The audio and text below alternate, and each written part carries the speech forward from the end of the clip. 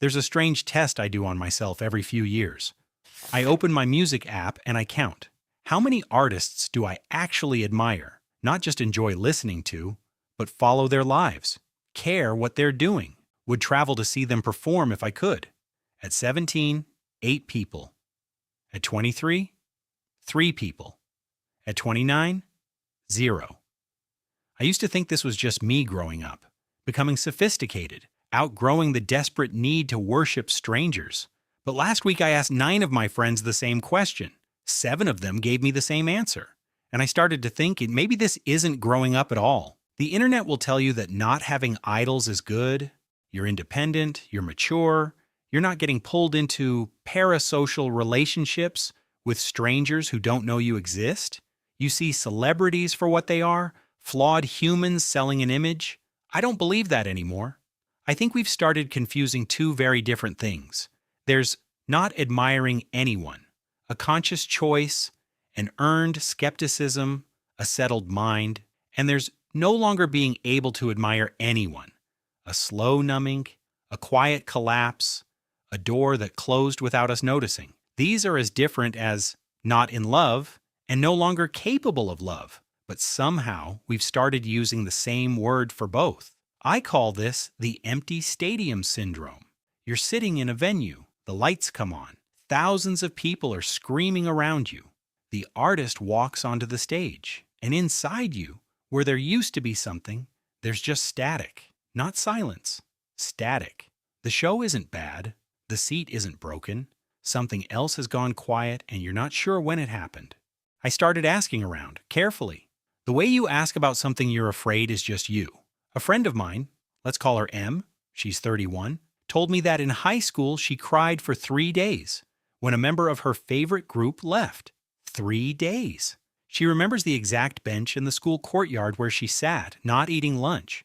I asked her what she's listening to now. She said, I just press shuffle. I don't really know who anyone is. I asked her why. She thought about it for a long time. Then she said, I think I'm tired of feeling things for people I don't know.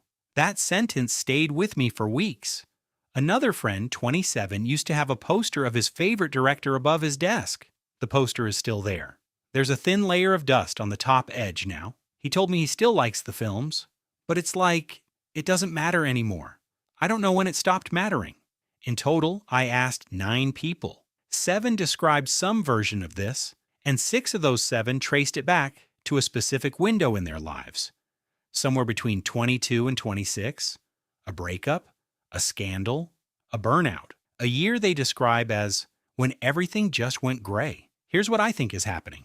Your brain has a beautiful, sad mechanism. When you invest emotionally in someone, a partner, a friend, an idol, anyone, and you get hurt, your brain logs it. Once, twice. By the 5th time, the 6th time, your brain starts asking a quieter question. Is this worth it? And then it starts turning down the volume. Not all at once, just a little, then a little more. Until one day you open your music app and you realize you can't name a single person you'd cross a city to see. You didn't decide this, you just stopped noticing it was happening. This is where I want you to stop for a second. Because the strangest part of this, to me at least, isn't that we lose the capacity to admire. It's that we've started calling it maturity. Have you noticed?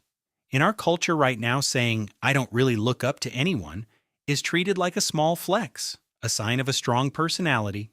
People say it casually, the way they'd say, I drink my coffee black. But imagine if a 25-year-old told you, with that same casual confidence, that they couldn't fall in love anymore. You'd be worried about them. You'd ask what happened. You might gently suggest they talk to someone. So why don't we react the same way to admiration? Maybe because admiration feels smaller, less serious, easier to lose without noticing. But it isn't smaller. Admiration is the courage to look at someone and think, I want to become something like that. It's the humility to admit there's someone out there doing what you haven't done. It's the soft vulnerability of opening yourself to a stranger, even just one on a screen, and letting them mean something to you. When we lose the ability to do that, we don't grow up, we shrink. We just shrink so quietly that we mistake the shrinking for getting stronger. Let me be honest with you. I don't have a way to fix this. I've been working on this video for almost 2 months, partly because I'm in it too. I tried to force myself to fall in love with a new band last year, an indie group a friend kept recommending. I listened for 9 days. By the 10th day, I'd forgotten they existed.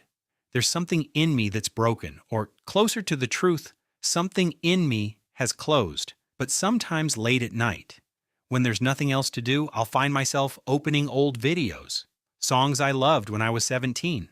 And I remember, not the songs exactly, but the feeling of being a kid in my room screaming lyrics into a hairbrush for someone I'd never meet who'd never know I existed.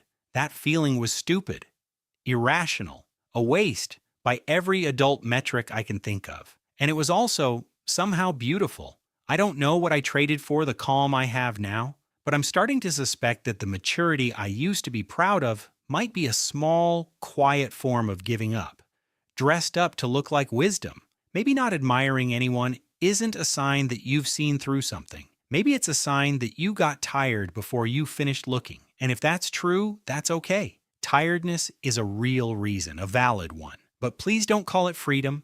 Call it what it is. I'm not going to tell you what to do with this. I don't know what to do with it myself. But I have one question I've been asking myself for months now, and I want to leave it here for you. When was the last time you genuinely admired someone? Not respected. Not thought they're good at what they do. Not intellectually approved of, but admired. The kind that warms your chest a little when you think about them. The kind that makes you want to be a slightly better version of yourself, just because they exist. If you can't remember, then maybe you're sitting in the empty stadium too. The lights are still on, the seat is still yours. I just thought you should know you're not alone in there.